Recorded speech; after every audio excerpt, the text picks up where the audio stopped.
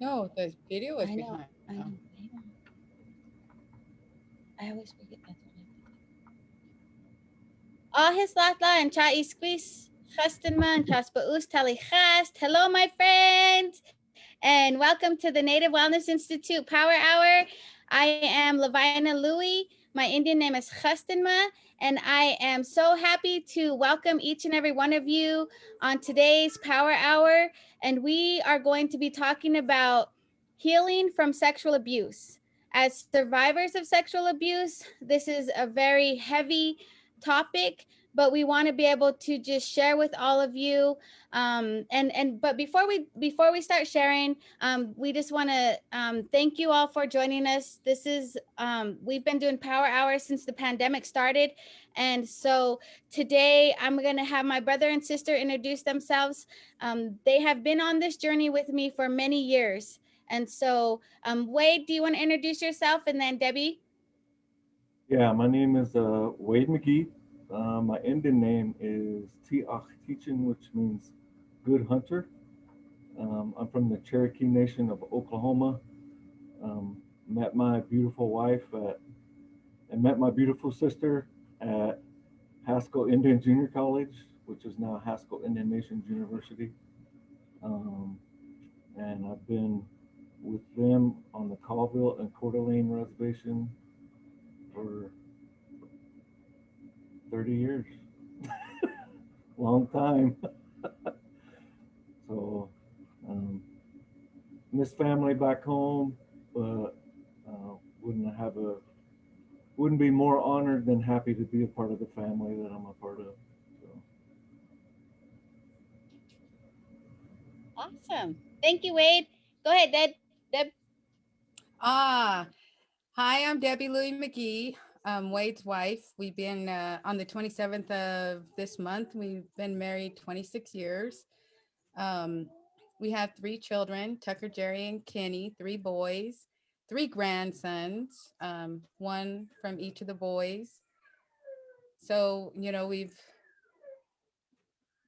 we've got a great family, Lovina, my sister. I'm really proud of her for what she does with Native Wellness and what Native Wellness Institute does. And um, today's subject is a really tough subject. And, um, all we can do is just share our own experiences and the journey that Wade and I have had, both being survivors of sexual abuse, and then how it has impacted our lives and our marriage, our lives prior, and then, and then where it's brought me today, which we'll get into, later, and, the struggles that we've both had to go through. But from each of our perspectives, I think it's important, to talk about these things.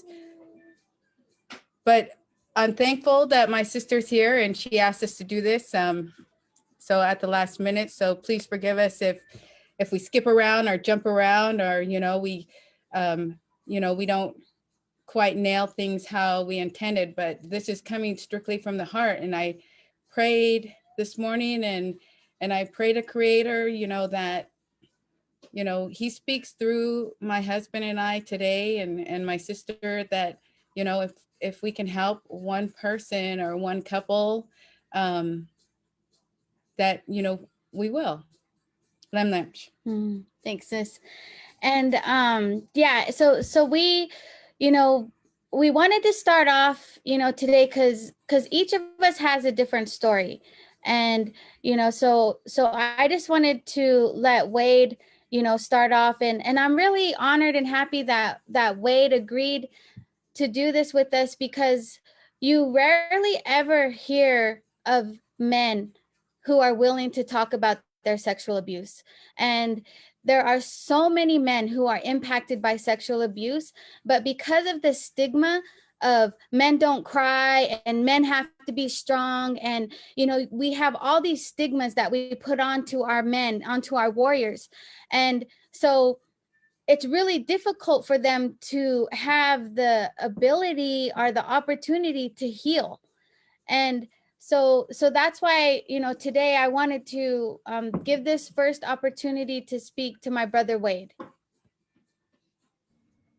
Yeah, thanks. Well, thanks for inviting me first. I'm at work, so it's kind of weird here because there's other people in the office with me, listening to us discuss. And what Debbie didn't mention too is I have a daughter, so we actually have a granddaughter as well in Oklahoma. So I want to make sure Willa gets a shout out along with Eagles, Aiden, and we Hanafe. So it's a tough subject to talk about. What's funny is I share it with kids all the time, but it seems like in this kind of setting, I always feel that emotion, coming up, especially when we talk about the beginning, because I was not a good person, when I met Lovina and Debbie. I was a good person in the fact that I was nice to everybody, I was respectful to them.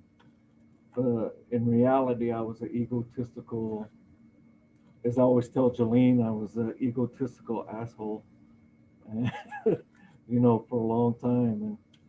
And it was about Wade. And kind of what happened is all of that happened to me within a 6-year period of being young. And so my parents were not the healthiest. Um, so when I was sexually molested, and it was by different people, so two guys in particular, and my parents were involved in what we called a CB club back in those days. And so there was two young men who used to do that to me. And then later on, it was a relative who did it, and which I didn't even remember that till I was like 40 years old, 40 something years old, that I remembered that instance. And I kept that to myself for years. I was scared to death to talk to anyone, to tell anyone. Um, of course, the guys who did that to me told me they would hurt me, that they would hurt my family if I said anything. Um, they told me that I was going to be a homosexual because they did that to me. And so that caused a behavior where I hurt women because back in those days, there was a stigma, about homosexuality, and in which a lot of that has changed, thank goodness, today. But I wanted to prove I wasn't a homosexual, so I hurt a lot of people. And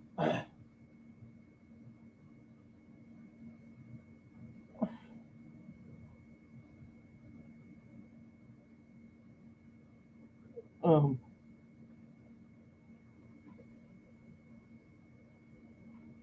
it wasn't until I met these two wonderful women right here that I actually met Lovina first. And actually, when I saw Lovina and Debbie for the first time, they were walking in front of the lunchroom. Now, you got to remember, I was a high school football player. I was doing really good.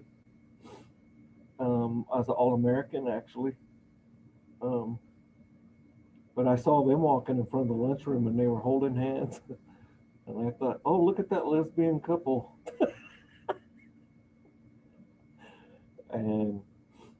But Lovina finally introduced me to her, but we just became friends. We just started hanging out. I got involved with Unity, and they just kind of started dragging me into,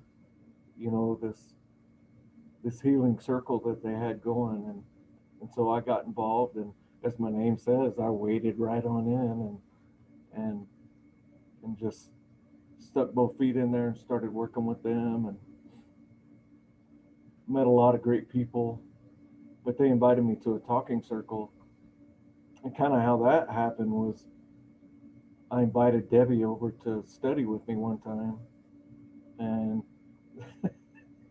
And how that happened was I was walking in front of the dorm and she was out in the parking lot in a car and I didn't know it. I tried to throw a milk carton down in the gutter and she jumped out of the car and said, "What the hell are you doing? You're an Indian man. You don't be littering. We're caretakers of Mother Earth." And just tore into me. And I was like, who is this crazy little Indian chick coming over here bossing me around? And so we kind of hit it off that night. She realized I was more than just a dumb thug football player and that I was actually cared about our history and what had happened to our people, the trauma that we had suffered over the years, and just relocation, termination, boarding schools, all those things. So Debbie came over to study one night. She was the first person I ever told that I'd been sexually molested. And she goes, "You need to come to a talking circle." And I was like, oh my goodness. So they drugged me to a talking circle, drugged me. So we went. Um, they kept guarding the door, not letting me escape because I was trying to leave. Um, but I just remember the power of that talking circle and dumping it for the first time. Um, Maybe I need to dump it again. They Lovina talked and then Debbie talked, and I just remember, "Give me the feather, please give me the feather. I'm not going to do it." And so I remember getting the feather, and I remember dumping it all. I remember when I opened my eyes, there was people sitting right in front of me, and I didn't even know people had moved in the circle. And so we started this journey, and I was so naive about how many other guys that had happened to. And I remember Lovina would and Debbie would take me and I'd go speak somewhere and people would be crying. And I remember I pissed them off one time. I was like, "Why is everybody crying?" And they're like, "Wait, what's wrong with you?" And it wasn't until I started healing, a little bit at a time, that I realized that it has happened to so many of our people. And then that's on top of all the generational trauma. And then it wasn't till recently, because I worked for Native Wellness on contract for years, and Jillian would have us come and we'd do stuff. And I realized I really hadn't healed as much as I needed to. And so last year I got the time to, because I worked over there, to spend with Jillian. And I go, "God, for 15 years you didn't tell me I was still an asshole. You're still hiring me to work for Native Wellness." So, because I was still stuck in discipline, dedication, hard work, being determined, and I think you need all those traits, but you also need love, and you also need joy, and you also need compassion, and you also need empathy, and you need all these other things to go along with all of that. And I wish I would have understood and knew, because I would have coached way differently. I would have taught my boys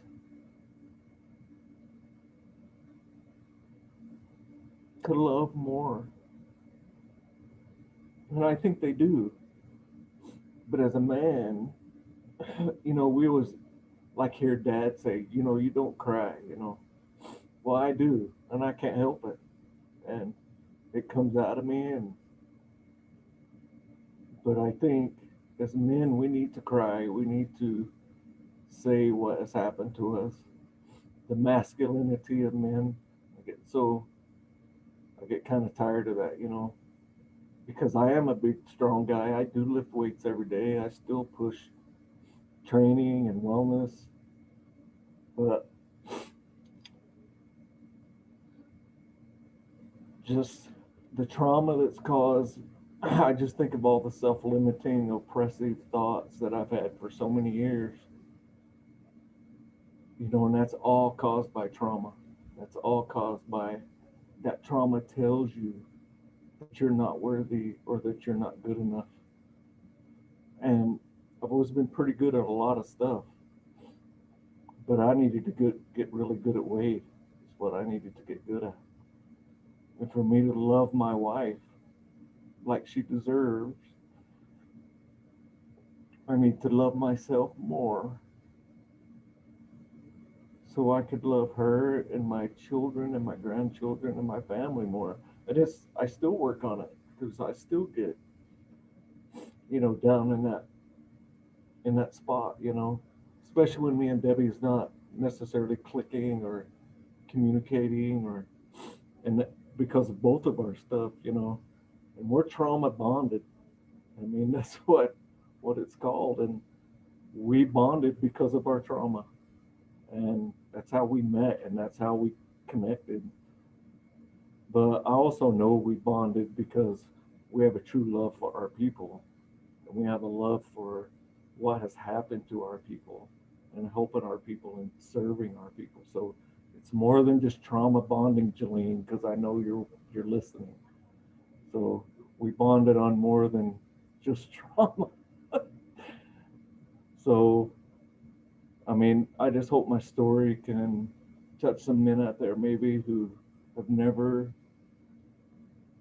um, said it, because it's hard to say. It's hard to say I was drug in a gutter and under a road and molested and things done to you and told to you when you're little that you carry till you're a man, you know. So, but I'm so thankful my boys didn't have to go through that. So that's kind of where I come from. Is me and Debbie probably overdid it. We overprotected them because of our own trauma. We wouldn't let them stay places, wouldn't let them go here or go there. So we just still need to, and me and my wife still got work to do. We still, but I'm getting better. I know that we're getting healthier together, and it's just one day at a time. And the main thing is be present in the moment. You know, quit. We all live in pain from the past and fear of the future because of all that trauma. We just need to live in the present moment, watch the self-limiting oppressive thoughts, and just love unconditionally all the time, as much as we can, and love ourselves, take care of ourselves. And that's one of the things I've learned the most is you got to take time for yourself to find that balance, find that center for you, and to control all that stuff that goes on inside our heads that tells us that we're not worthy of anything when we're worthy of everything. So I hope that's what you wanted to hear, but I don't know what you wanted to hear. But And I just want you to know, Wade, that you're getting so much love on our Facebook page, and people are sending you hearts and care emojis, and definitely what you've shared is helping so many people right now to be able to maybe just even think about it, just think about what happened to them, and to just let those tears flow. Those tears are healing, and we know when we cry, it's just like the creator when he cleanses mother earth, it's a cleansing, and it cleanses our hearts, it cleanses our minds, it cleanses our spirit. And you know and you insist, you did a great job at protecting your boys, and loving each other through your trauma. And so thank you, Lim Limch and Chaspa Ustalichas, for sharing your story, Wade. And now I'm gonna let my sister share her story. Hi, dear. Got me all emotional. And it's hard. Like Wade said, trauma bonded. I mean, that's a crazy way to put it, but everything that Native Wellness does with historical trauma and healing, I think, you know, it ties to each and every one of us individually in a different way. Um, and I know, you know, for me, when Wade met me, I had just gotten out of the Marine Corps. Um, but throughout those 18 years of my life, um, I had been molested, you know, over and over and over from different people as a child, probably as an infant. But it caused, and then on top of that trauma, having a Vietnam veteran dad. I was born when my dad in 68, and my dad just got out of Vietnam. And so he had a lot of PTSD and trauma. So, and I was the firstborn, and I think he wanted a boy, but of course I'm a girl. Um, you know, so there was a lot of alcoholism. You know, my mom and dad had a lot of issues. And so on top of that, um, you know, just all those years as a child being being molested and so afraid of my dad to say anything, because I mean literally my dad would have killed anybody and who laid a finger on us. I mean, he almost killed a teacher for putting a fork, trying to force Lovina to eat peas at school. um, but you know, and that, and then so I was filled with a lot of hate and anger and hurt.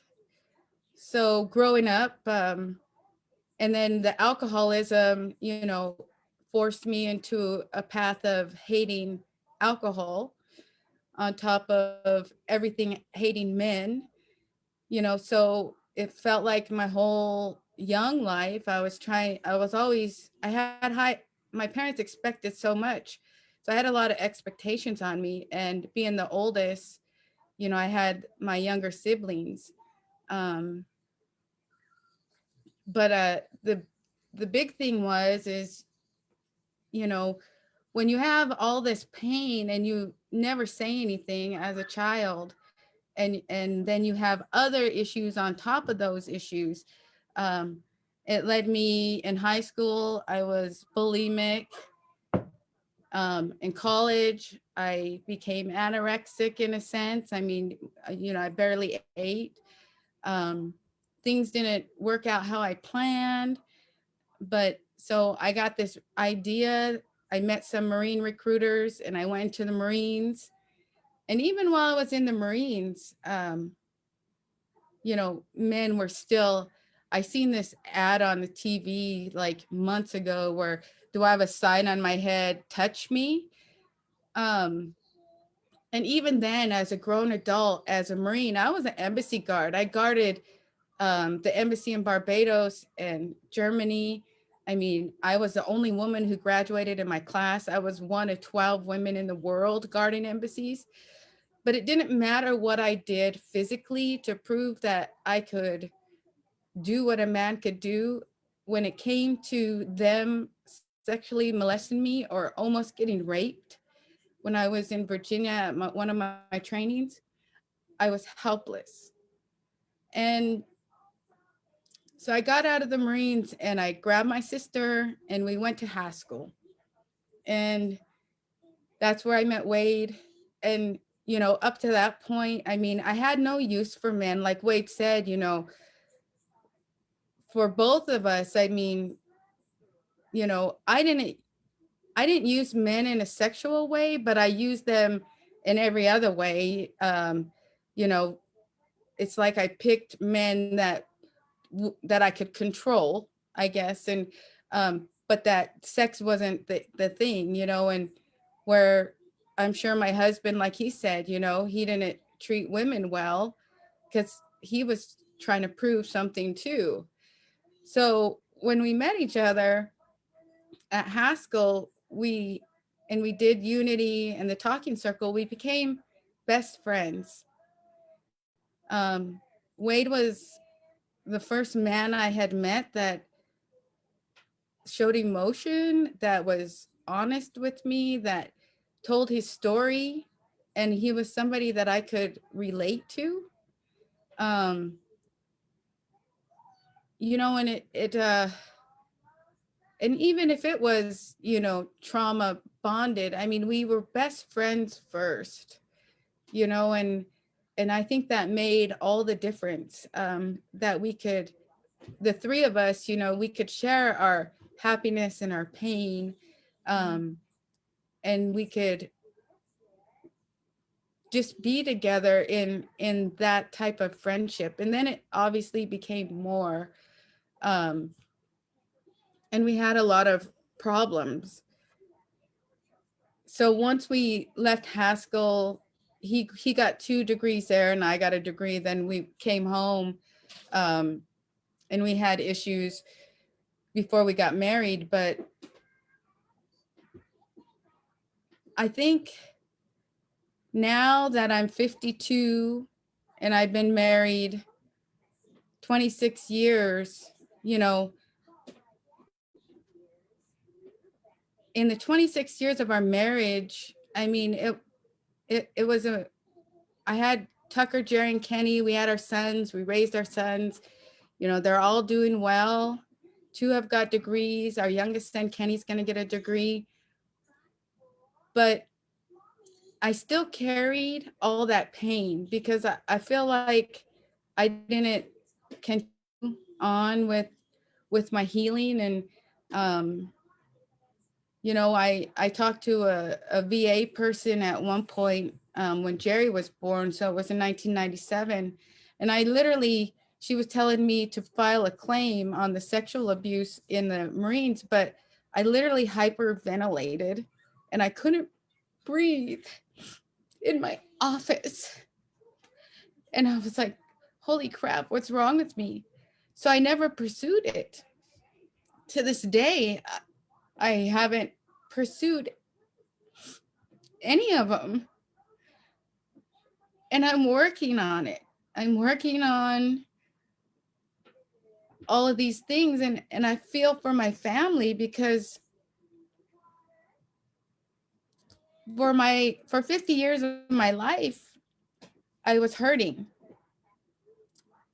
And I used addictions to escape. You know, with the last 26 years, it was gambling. But I never knew what I was trying to escape from when you have all of that pain. And when you're in a marriage, and of course we had 3 kids, and of course we're intimate, but you still have to, it doesn't mean that you're okay and that you're fixed, because you still get the PTSD. Wade knows that there's certain places he can't touch me. There's certain things that I might smell that will trigger me. My moods go from 0 to 100. I could be mad at him for no reason. But it all gets in my head, but it's when your body reacts that you don't know. And then you go back to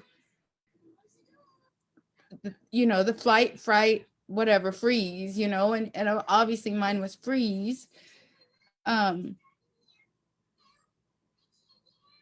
So a year ago, it just all came to head, and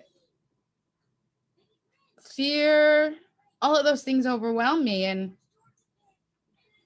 I had wanted to take my life, But Wade was right there with me, he said, doesn't matter. I love you no matter what. And for a woman or anybody who doesn't understand, who has this ideal of happiness or love or all of these things, every day of us being together, which is 29 years, he's always told me how beautiful I am, how much he loves me. And he's never gave up on me as much as and as hard as I try to push him away. And I don't know why. But like he said, he has the answer. I mean, I feel like I've been selfish for 50 years, but not in a good way, in a way that I can't love. I can't feel, in a sense that having compassion for what my husband may be going through being married to me. I mean, I don't want to be married to me. So I don't know how he could want to be married to me. But he's been patient and kind and loving all these years, and he still is, I still I ended up going to and it's crazy because his job is suicide prevention, part of it. But I ended up going to a psych ward for like 7 days. And then I went to treatment. And then I've been in counseling for like a year.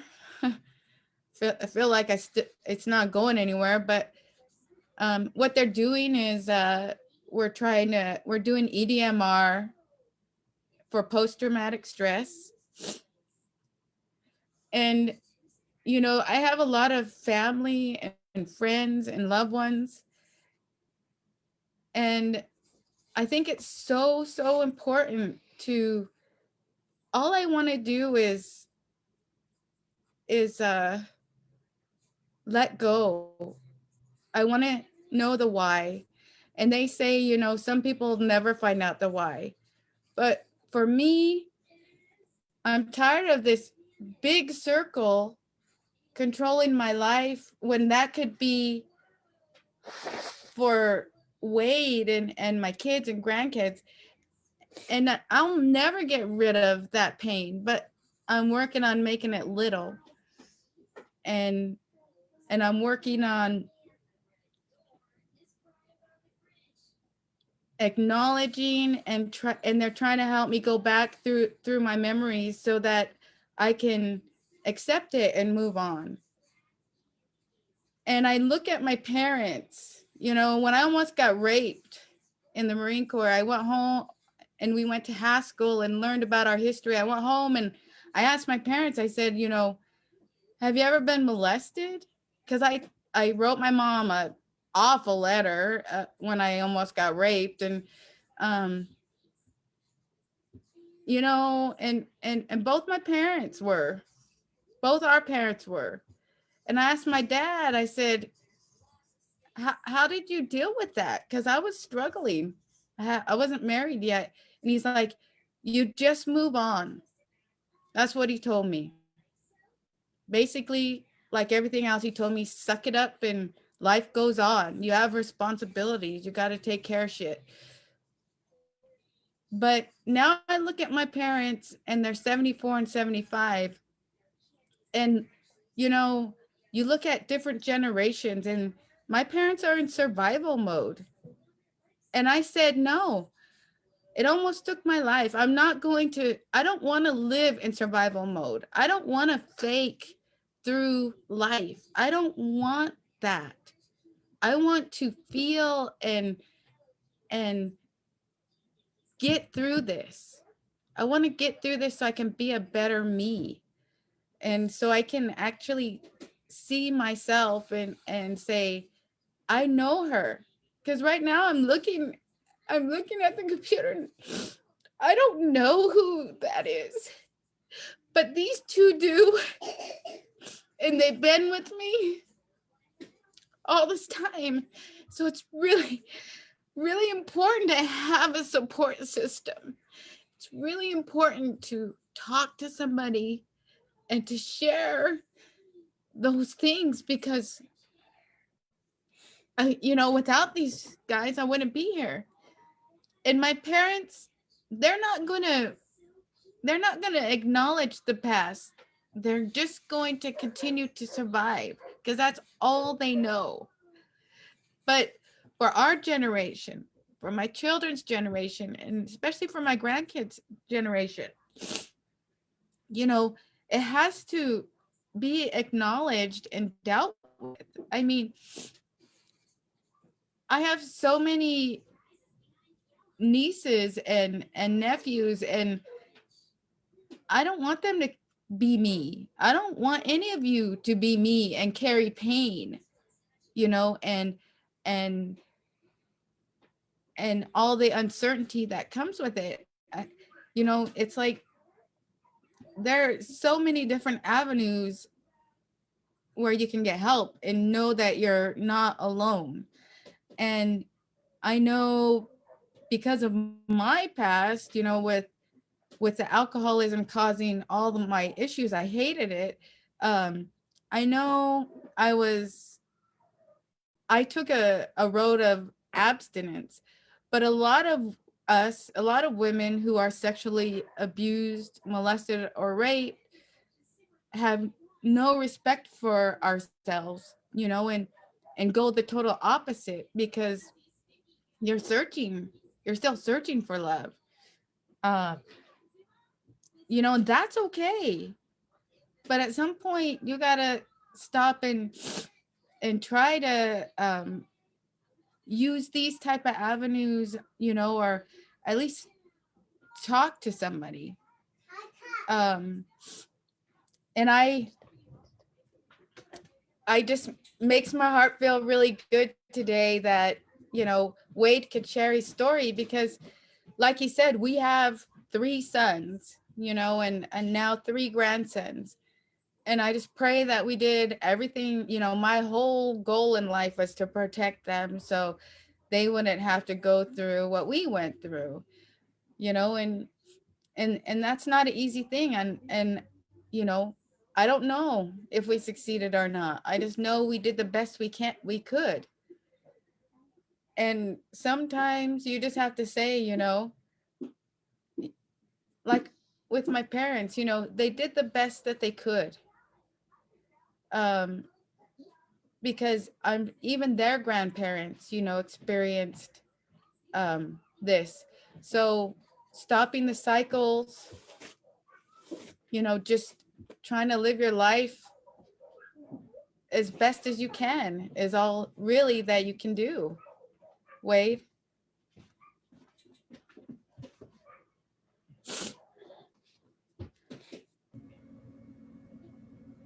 Debbie?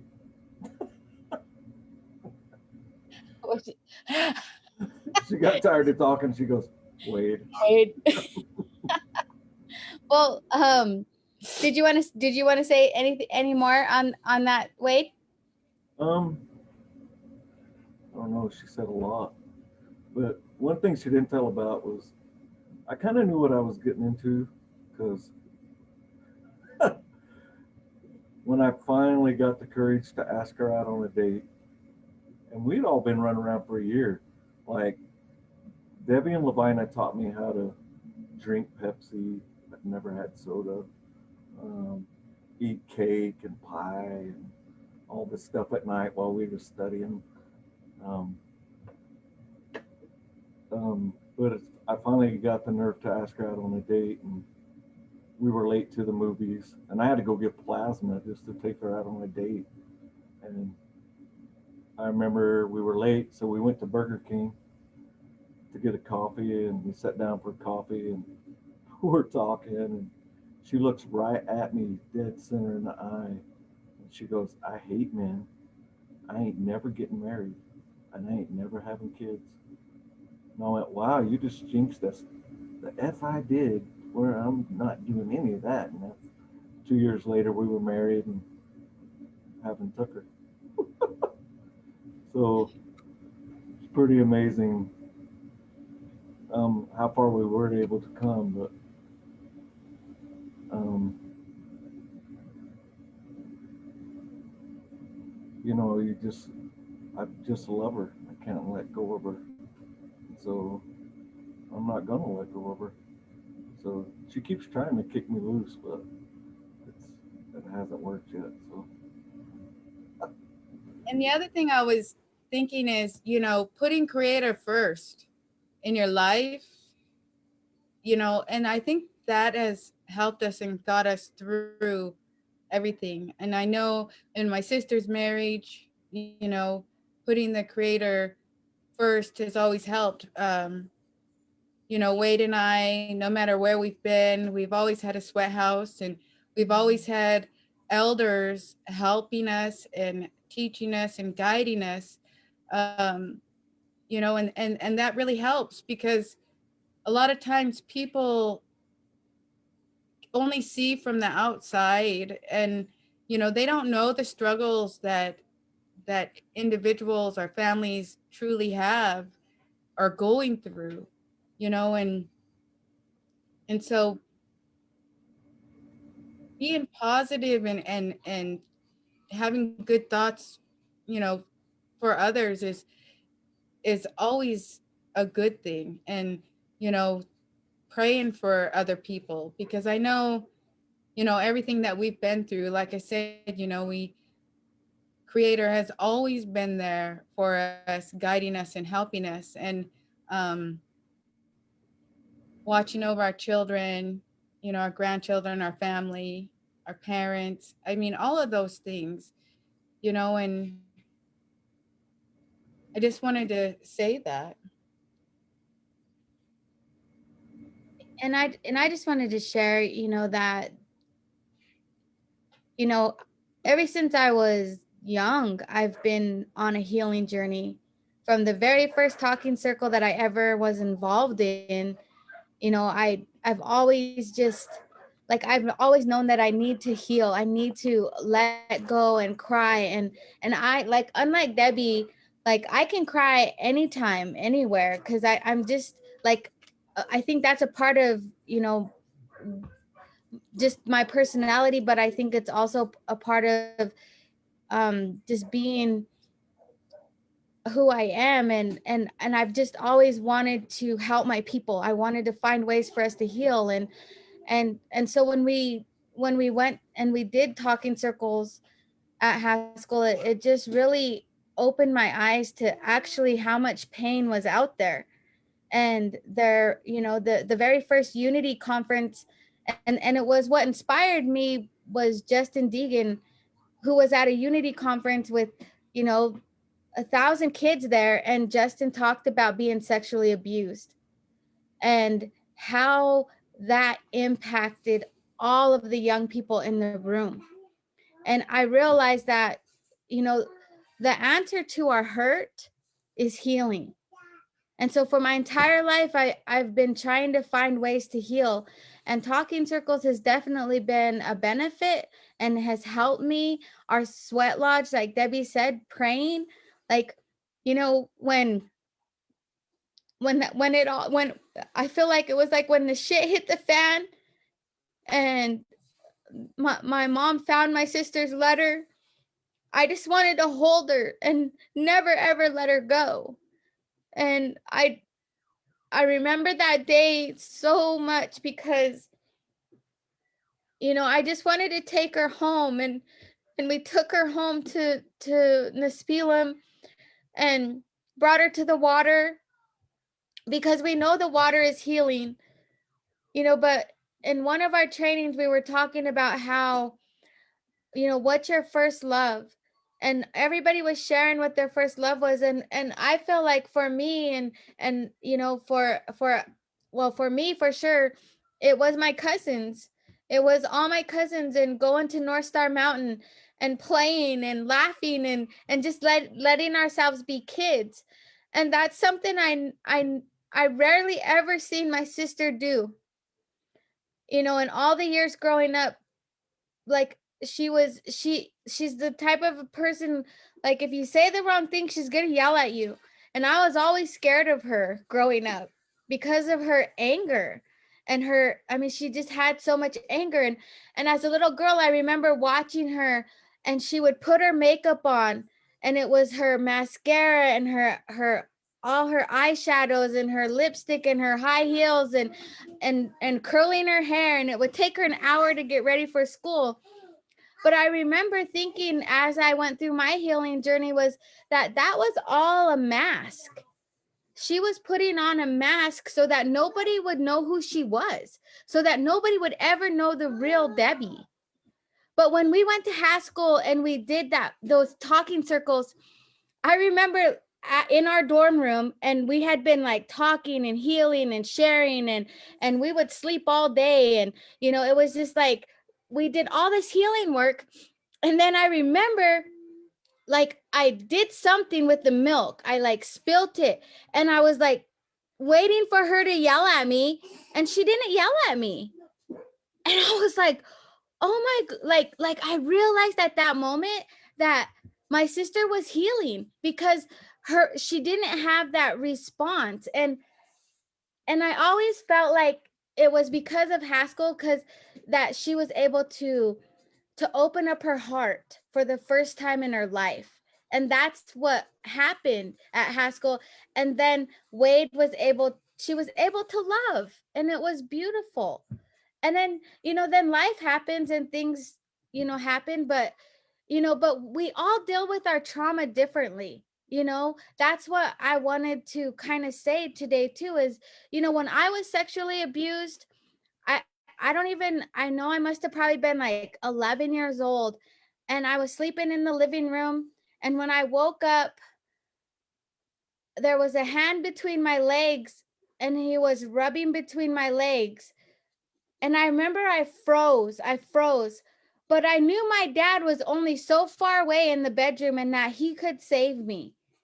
And I remember just freezing, and then the creator, God, somebody help me, and I jumped up and I took off running into my mom and dad's room, and I was crying, and I was you know, super scared. And I told my mom and dad what happened, and they put me in bed with them. And the next morning that person was gone, and I never seen him again for a long, long time. And you know, and a lot of us, we can't ever, like, even when we do tell somebody, there's nothing that happens. So we have to grow up with that. We have to grow up with that hurt and that pain. And we still have to see those people sometimes in our community, because it's our own family members. It's our own, you know, so you know, and nobody will do anything. Nobody will, you know, even when it happened, another family member, I mean, literally, we just took that person and took them back to Canada. That's what we did, because, you know, it was one, I don't know, that's just, sometimes we don't deal with it, you know, then maybe there's no right or wrong way to deal with it. But what we have to do is we have to process it for ourselves, and we have to find forgiveness, because we were innocent. You were innocent. You didn't do anything to deserve to be molested or raped or hurt. You are innocent. And so you have to find your avenue of healing. You have to find what is going to help you to heal, whether it's therapy, talking circles, family constellations, EMDR, whatever it is that's going to help. And believe me, I've done all of that, you know, trying to find healing for myself. And and you have to be understanding and patient with your family members if you don't know what traumas they've gone through. But if you can see how they act, or their characteristics come from trauma, then you just have to wear your trauma lens so you know when they're yelling at you or are crying or sometimes that's their own trauma that they're trying to work through. It's not intended to hurt you. They don't mean to hurt you, but hurt people, right? We say that all the time. Hurt people, and healed people heal. And that's really true. And one of the first steps to healing is loving yourself. And I think Debbie and Wade said that perfectly. You know, we got to know who we are. We got to find out who we are so that we can love ourselves. And love is the most powerful healing tool. And so, you know, and we just go day to day, you know, we take it one day at a time. We're not the perfect family. We don't have all the answers, but we have love. I think that's the one thing that our family has is love. And just like Wade, when he came into our family, we held him because he'd never been held. And we told him we loved him. And we brought him, you know, and we taught him how to be a family the best way that we knew how. And no matter what happens in this world, the love that me and Debbie have for each other as sisters, that's power and that's healing. And so, you know, we do our best, and that's all we can do is, you know, just take it one day at a time and try our best to heal. So, um does anybody, do you guys want to say anything else? I just, and what Lovina said, you know, like I said, hopefully, you know, my goal is the next 50 years of my life, you know, it's going to be the best years of my life. Um, that's what I'm working for. That's what my goal is. And I'm so far away, you know, but all look, just look, what I'm trying to do is I'm trying to help that little girl, you know, that that little girl that all of those things happen to. And I'm trying to tell her that it's okay. And I want to let her go and run and, you know, play and do all those things, you know, in the clouds or wherever she's going to go. But that's who I'm working on is her. And I'm trying to, so that I can really see me. And it's not going to be easy. I already know it's not going to be easy. But just like when raising my boys, it's like, you know, it's easy to go out and drink. It's easy to, you know, fail class. It's easy, you know, to stay home and be with us. But the thing about it is it's the hard things that matter. You know, it's taking the chances to maybe get hurt, maybe to fail, maybe, you know, but it's all worth it if you can succeed and you tried. And for me, it would be easy for me to go right back into my survival mode and get right back into work. I haven't worked in a year. Um, because that could have been an escape for me too. So, but it's easy. I could easily do that. I could easily go right back into the fake Debbie that I'm just trying to make it through. And I don't mean fake in the sense of my family. I just mean in my heart, in my soul, in my spirit. That's what I'm trying to grow. And I believe that we each have a flame. I just have to find the fuel for it. And that's what I'm working on every single day, is so that I can see me for me, not this. I want to be a whole person. And it's so hard to explain. And I feel like I just been taking baby steps, but I'm taking them and I'm just taking them every day. And I'm just trying every day. And You know, like I said, I have a good support system. So it's really important to get that good support system down. And I have my children. You know, the greatest love for a mother for me has been my children and my grandchildren. I get to watch them every day. But, you know, I had no idea. I was filled with so much hate. But once my children came and the love that I have and the connection I have for them, you know, I know it's not the only true, pure love out there. And I want to be better so that I can love not only myself, but more people. And the only way you could do that is the truth will set you free. I mean, you know, you have to be able to confront your demons, you know. I made a lot of bad choices and a lot of mistakes. Um, and I have to acknowledge that so that I can move forward. Wade? Yeah, I think, well, and you finally said what I was thinking of is hurt people hurt people. And so, as far as me and Debbie goes, I always knew, you know, where the yelling was coming from or us having to walk on eggshells was coming from. Or, you know, um, the boys saying, I don't have to worry about dad, I just have to worry about mom. Mama. Mom's the mean one, you know, or the more strict, or but she was also their best friend.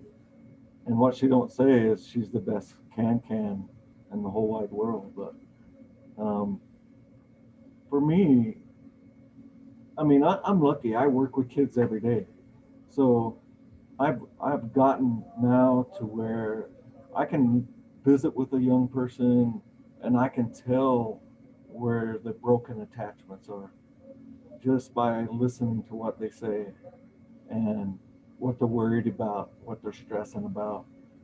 Um, and I work with kids who have been sexually abused and I have to turn it in, things like that. Um, but I think we go through life with a false outlook as in nothing bad can happen to me or nothing bad is going to happen to me. But we do. We have death. You know, we all have death in our families, so we suffer grief. Um, Other people have worse things that happen to them. Some people get sick. There's so much things that happen. But once we realize, and I always tell Debbie, I said, life is happening for us, not to us. Because if you look at all the things I went through in my life, being sexually molested, tearing my ACL and at another school and ended up at Haskell, um, my mom trying to commit suicide, my dad drinking all the time, and me ended up at Haskell with literally living out of two boxes. You know, if none of that stuff would have happened to me, I'd have never met these two women, and I'd have never met my wife. I'd have never met mom and dad. I'd have never had my children and my grandchildren. And so life was happening for me, not to me. Yeah, it sucked, and I wouldn't wish that on anyone. But at the same time, I know kids going through worse, worse than I ever have. And I watch them and they fight and they're resilient and they're strong and they just keep plugging. And then it always comes back to, have we made our ancestors proud today? Because they went through way more than we had.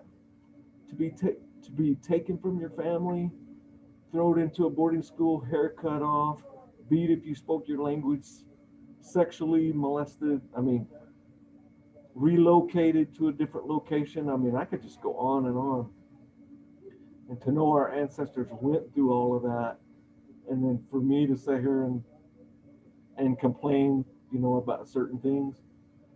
But with my wife, I'm never giving up. I'm not ever giving up because we're gonna make it. I mean, look at the woman we got helping us. This Lovina Louie chick. I don't know about her, but we definitely have a team, you know, and it is love and it is compassion and it's resiliency.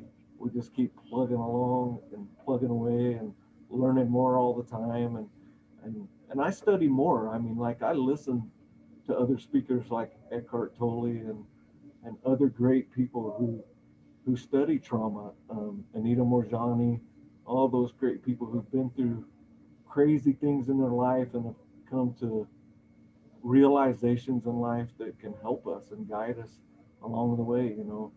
Um, Robert Johnston, one of my favorite guys in the whole wide world, who when I realized that love was the answer, and he looked at me and he goes, "That's exactly how I coach."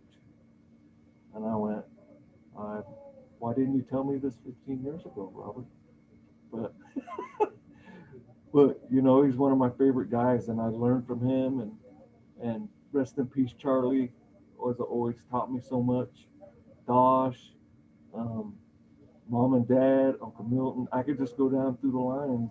Uncle Benny, all the people in our lives that have helped us, you know, to get to where we're at today. Um, to me, it's the answer is love. It's period.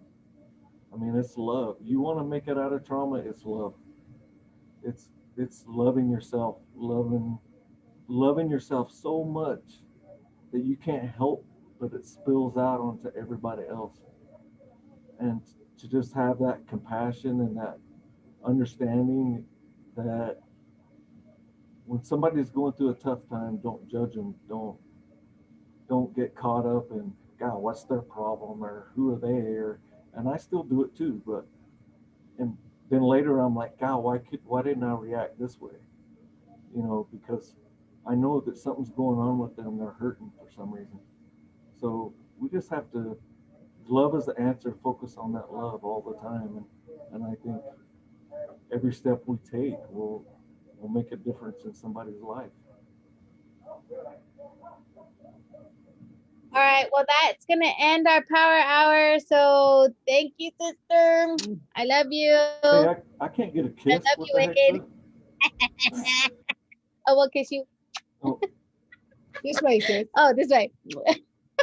no, it was right the first time on my Anyway. screen.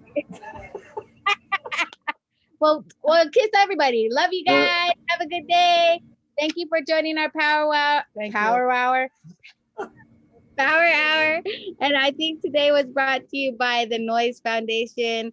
Jackie, we thank you guys for your funding. And so lim lim chinchas po ustali khas. Iha.